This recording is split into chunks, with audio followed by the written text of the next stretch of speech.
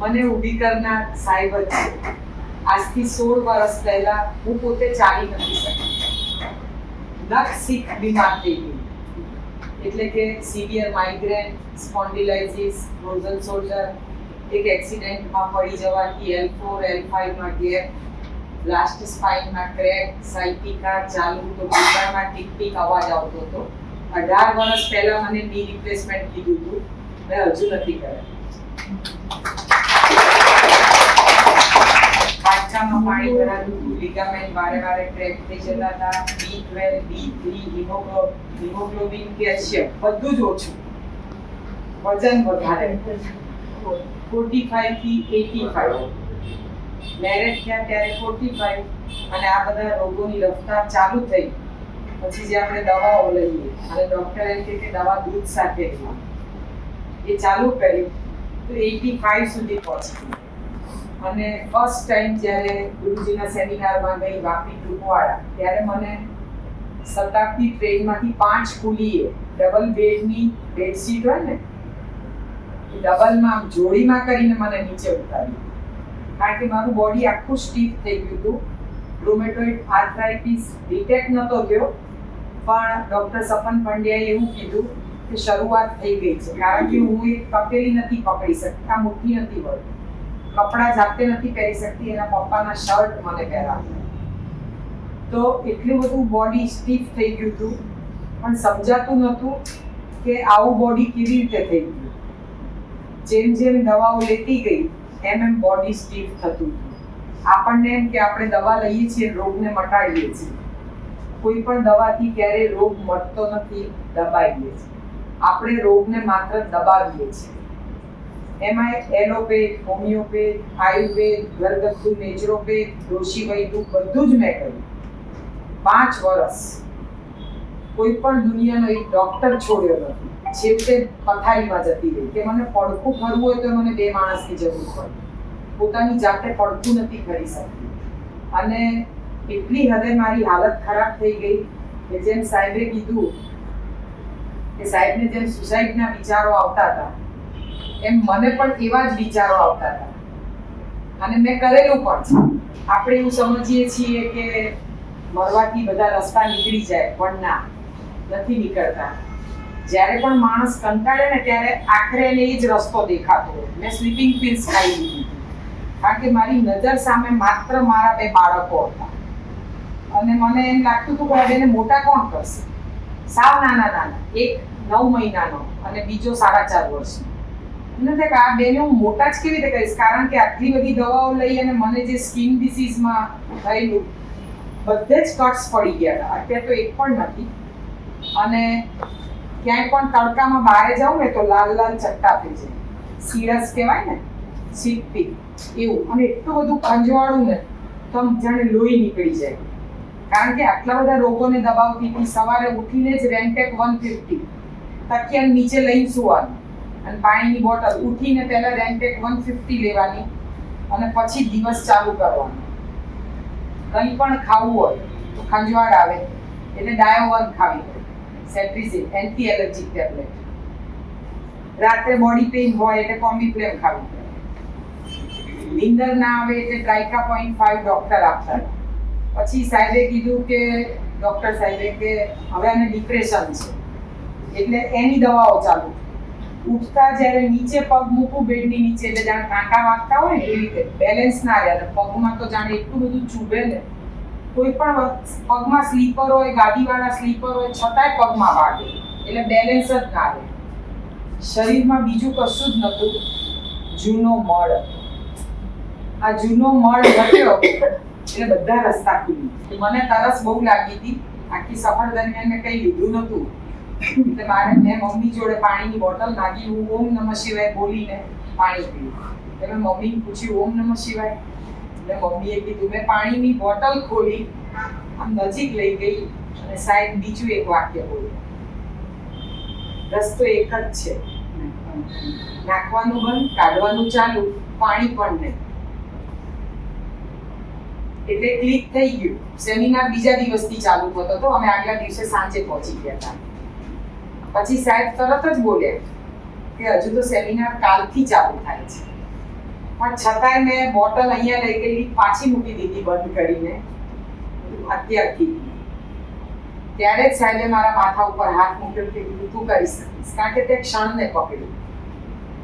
Seminar કાલે પણ મેં શરૂઆત ત્યારથી જ કરી દીધી અને સીધા જ 3.5 દિવસના નિર્જળા ઉપવાસ, પાણીની એક બૂંદ પણ નહીં. ત્યારે સાહેબે મને સંજીવની પાત્ર આપ્યું અને કીધું રૂમમાં ક્યાંય જગ્યા નથી. સાહેબે એમનો રૂમ મને આપ્યો કે તમે અહીંયા રહેજો અને અહીંયા તમે એમાં રહેજો. સાહેબ એટલા બધા સરળ કે એ ઝાડની નીચે સૂઈ જાય એમને દુપટ્ટો પાથરીને. તો આપણને નવાઈ લાગે કે આટલા મોટા માણસ આટલા બધા સરળ એમ. અને સાહેબે જ્યારે મને એમના રૂમમાં જગ્યા આપી, પછી મેં ફર્સ્ટ ટાઈમ એનીમાં જ્યારે લીધો, મને તો આવડતો પણ નહોતો, મને શીખવાડવામાં આવ્યો અને મેં જાતે એનીમાં લીધો. પછી દિવસમાં 3 કે 4 વખત હું ખાલી એનીમાં લેતી હતી, પાણી પણ નહીં. 3.5 દિવસના નિર્જળા દરમિયાન હું જ્યારે ગઈ ત્યારે 4 બેલ્ટ સાથે ગઈ. અહીંયા આગળ હતો એક બેલ્ટ, કમરમાં હતો, નીમાં હતો અને મારા લિગામેન્ટ ક્રેક હતા એટલે ત્યાં આગળ પાટો હતો. આ 2 બેલ્ટ છૂટી ગયા 3.5 દિવસના નિર્જળામાં. આપણને એમ કે તાકાત શેમાં છે? ભોજનમાં. પણ તાકાત નિર્જળામાં છે. એ નિર્જળા અને સાથે એનીમાં, વિધાઉટ એનીમાં નિર્જળા કરો તો તમારા બોડી સાથે બહુ મોટું તમે સમજો દુષ્કર્મ કરી રહ્યા છો. કે વિધાઉટ એનીમાં ક્યારેય તમારે ઉપવાસ ન કરવો, કારણ કે આપણા આંતરડાને પાણી મળે તો આપણને ડિહાઇડ્રેશન ન થાય. અને એ વખતે મેં ફર્સ્ટ ટાઈમ એનીમાં લીધેલું અને મને એટલું બધું સારું લાગતું હતું, તમે નહીં માનો. 3 દિવસ પછી જે અંદરથી જૂનું મળ નીકળવાનું ચાલુ થયું, કારણ કે નાખવાનું બંધ હતું, માત્ર એક જ દ્વાર ચાલુ હતું. એટલે અંદર પાણી જાય, કોઈ વાર રહી જાય, મળ પલળે અને નીકળે. એટલો બધો મળ નીકળતો હતો અને કાળો કાળો ડામર જેવો. ચોથા દિવસે સાંજે સાહેબે મને આટલો દ્રાક્ષનો રસ લઈને આવ્યા અને કીધું કે હવે પારણા કરશો. મેં કીધું સાહેબ તમે કયો તો?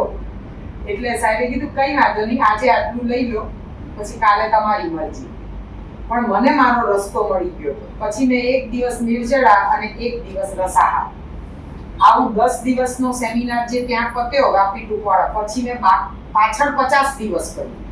ટોટલ 2 મહિના. મારા પતિદેવે કીધું કે જેની ગૃહલક્ષ્મી સ્વસ્થ હોય ને એનો જ પરિવાર સ્વસ્થ હોય, બાકી જેની માં બીમાર હોય ને એના છોકરા બીમાર જ હોય. એટલે મારા મોટા દીકરાને પણ અસ્થમેટિક પ્રોબ્લેમ હતો, એને પણ અત્યારે કશું જ નથી. અને બસ ત્યારથી જ મારી આ સફરની શરૂઆત થઈ. અને 1 દિવસ નિર્જળા અને 1 દિવસ રસાહાર. 7મા દિવસે, સેમિનારના 7મા દિવસે રોજ રાત્રે આનંદ મેળો હોય આપણે લોંગ સેમિનારમાં, તો એમાં રોજ ગરબાની કેસેટ વાગે, બધા ગરબા કરે, મને ગરબાનો બહુ શોખ. ચોથા દિવસે જ્યારે મારો ઉપવાસ, સાહેબે આટલો રસ પીને બોલાવ્યો, અડધો કલાક હું ગરબા રમી, જે આટલા પટ્ટા સાથે.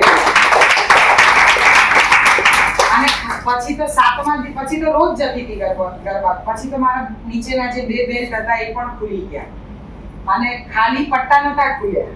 મને એવું લાગ્યું કે જિંદગીમાં હું જે બંધાયેલી હતી બેડીમાં, એ બેડીમાંથી છૂટી ગઈ. અને નથી પેલું સોંગ પંછી બનવું ઉડતી ફેરું મસ્ત ગગને, આમ કે જાણે પેલું વજન રોજે રોજ ઉતરતું ગયું ને એટલે અંદરથી હળવી ફૂલ થતી ગઈ. અને જેમ જેમ નિર્જળા અને એનીમાં કરતી ગઈ, 7મા દિવસે સત્યમ શિવમ સુંદરમનું સોંગ એમાં આવી ગયું. ત્યારે મેં ડાન્સ કરી નાખ્યો, મને ખબર જ ના પડી. એટલે કે આખું એક અંગ મારું છૂટું પડી ગયું અને મારા એટલું બધું ફ્લેક્સિબલ બોડી થઈ ગયું કે મારા ડોક્ટર જે મને ચેક કરતા હતા અહીંયા આગળ, જ્યારે હું 4 મહિના પછી એમને બતાવવા ગઈ તો કે તારા જેવી જ કોઈ છોકરી આવતી હતી પણ હમણાંથી એ દેખાતી નથી, શું થાય? મેં કીધું મારી સગી જોડવા દે. કે ક્યાં ગઈ? મેં ઓફ થઈ ગઈ. એટલે સાહેબ ભડકી ગયા હતા કે ખરેખર એક્સપાયર થઈ ગઈ. મેં કીધું હા સાહેબ. પછી સાહેબે કીધું કે રિપોર્ટ લાવો, તમને શું તકલીફ છે?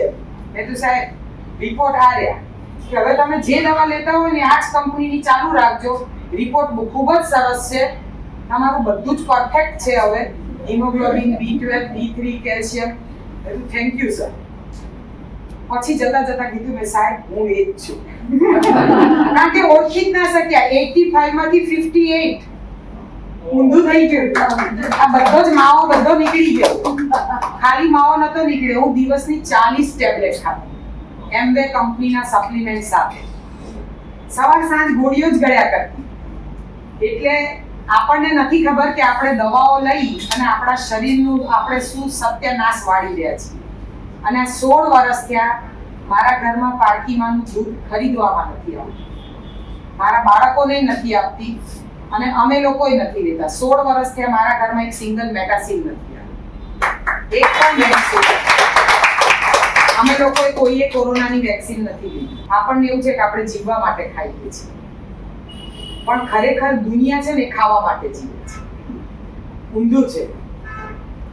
ખાલી લાઈફસ્ટાઈલમાં એક સામાન્ય પરિવર્તન અને એમ થઈ ગયું કે સારું જીવન આટલું સરળ છે. અને પછી સમજાયો જીવનનો સાચો મર્મ કે જેના પાછળ આખી દુનિયા દોડે છે ને, પદ, પ્રતિષ્ઠા ને પૈસો, આ કશું જ સાથે નથી આવ્યું. આ બધું જ તમારી પાસે હોય અને સ્વાસ્થ્ય ના હોય તો શું કામ?